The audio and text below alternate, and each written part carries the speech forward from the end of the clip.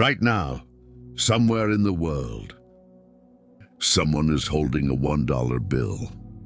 Maybe in their wallet, maybe on a store counter, maybe just passing through their hands without a second thought. And on that piece of paper, there is a pyramid, an unfinished one, with an eye floating above it.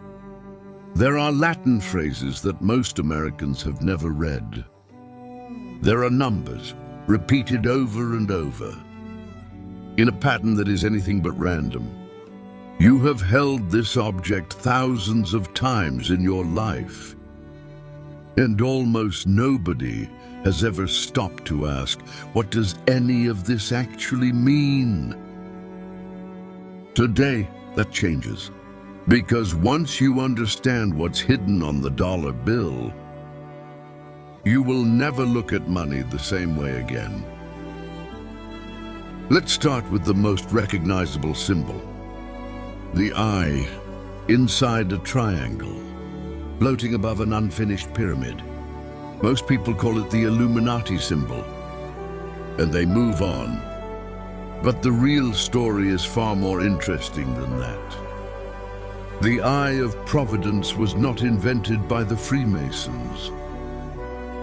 It was a Christian symbol used in European churches for centuries, representing the all-seeing eye of God watching over humanity. You can find it in paintings dating back to the 1500s, long before any secret society adopted it. When the founding fathers designed the Great Seal of the United States in 1776, Charles Thomson, the Secretary of Congress, added the Eye of Providence deliberately. Not as a secret message, not as a Masonic symbol, but as a statement of belief that divine providence was watching over the new nation. But here is what most people don't know. The Eye of Providence was not on the dollar bill until 1935. For over 150 years after it was designed, it sat unused on the Great Seal, rarely seen by the public. Then in 1935, President Franklin D. Roosevelt put it on the dollar. Roosevelt was a Freemason. His Vice President Henry Wallace, who first suggested putting the seal on currency, was deeply interested in mystical symbolism. Was it a Masonic conspiracy? Probably not. Was it a man who understood the power of symbols, choosing one deliberately? Almost certainly yes. Now look closer at the dollar bill. Count carefully. 13 stars above the eagle. 13 stripes on the shield the eagle holds. 13 arrows in the eagle's left talon. 13 olive branches in the right talon with 13 olives. 13 letters in the phrase E pluribus unum above the eagle. 13 levels on the unfinished pyramid. 13 letters in Annuit Cryptis, the phrase above the eye.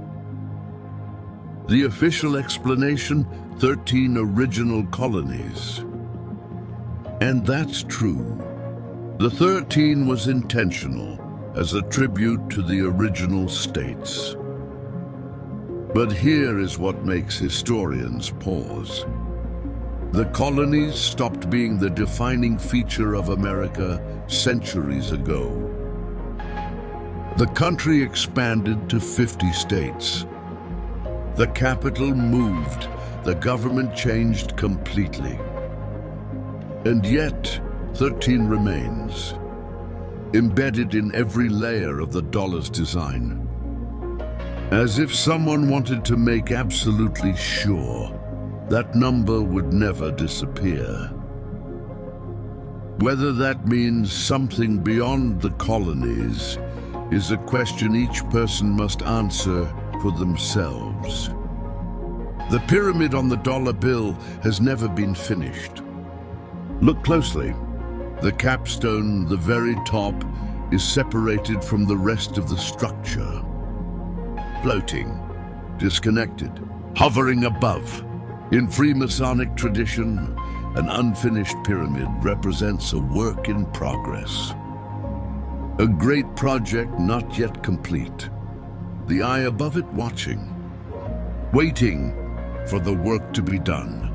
But why a pyramid at all? The pyramid was chosen deliberately as a symbol of strength and permanence. The designers of the Great Seal noted that unlike other ancient structures, Egyptian pyramids had survived thousands of years. They wanted the new nation to have that same permanence. And at the base of the pyramid, look at the Roman numerals. MDCC Lex B, 1776, the year of American independence. Embedded in stone, at the foundation of a structure that will never be completed. As if to say, this is where we began, but we are not finished yet. Now the phrases, the ones almost nobody reads. Above the eye, 3 Latin words. Anuit coeptis. It translates to, he has favored our undertakings. A statement that divine providence has blessed the American project. Below the pyramid, Novus Ordo Seclorum.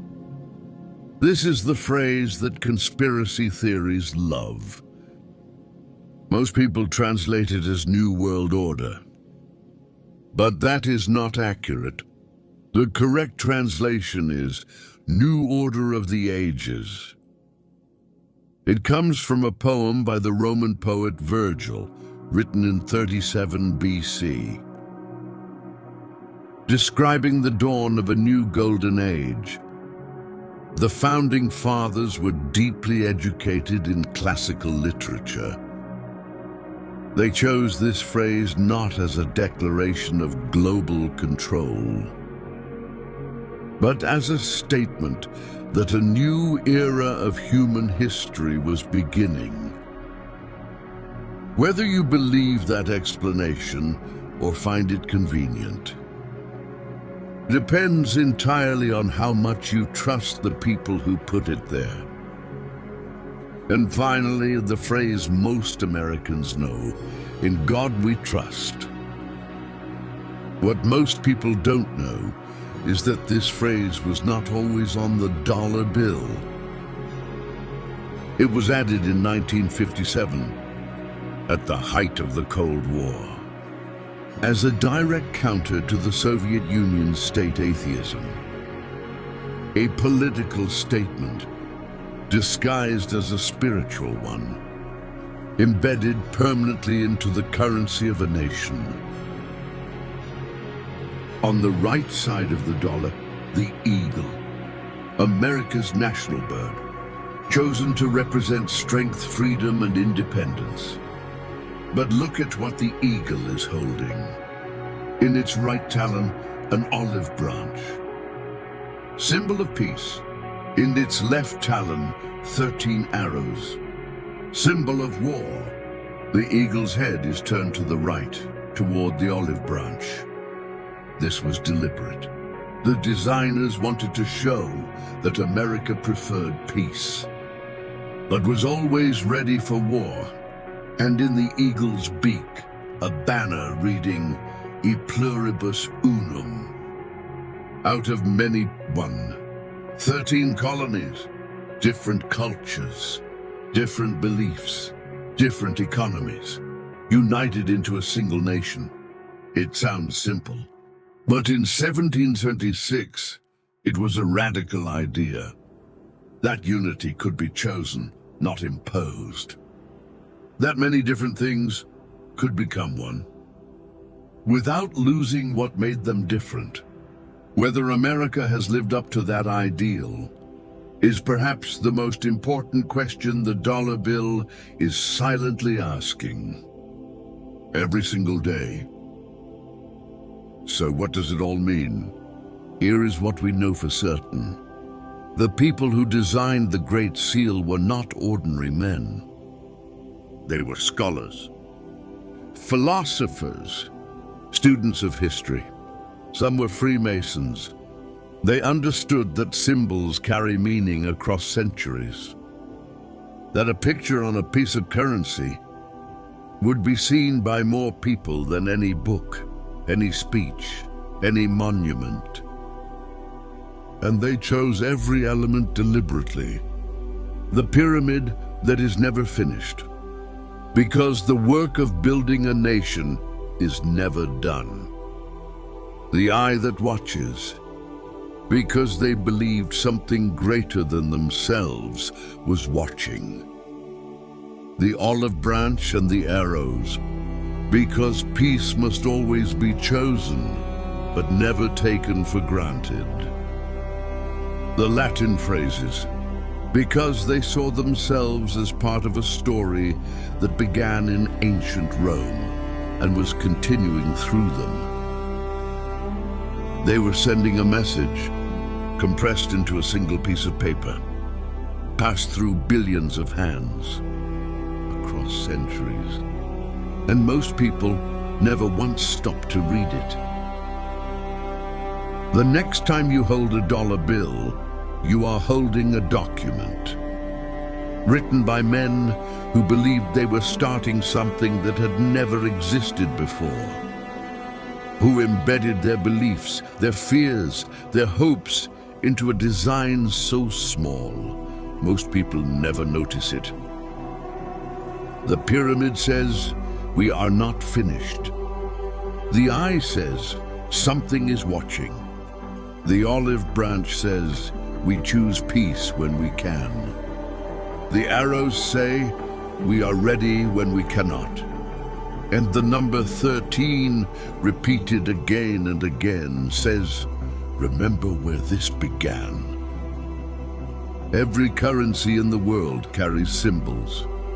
Every flag, every monument, every logo of every institution you interact with daily, all of them are saying something. The question is, are you listening? If you want to keep reading what the world is saying, you already know where to find the next one.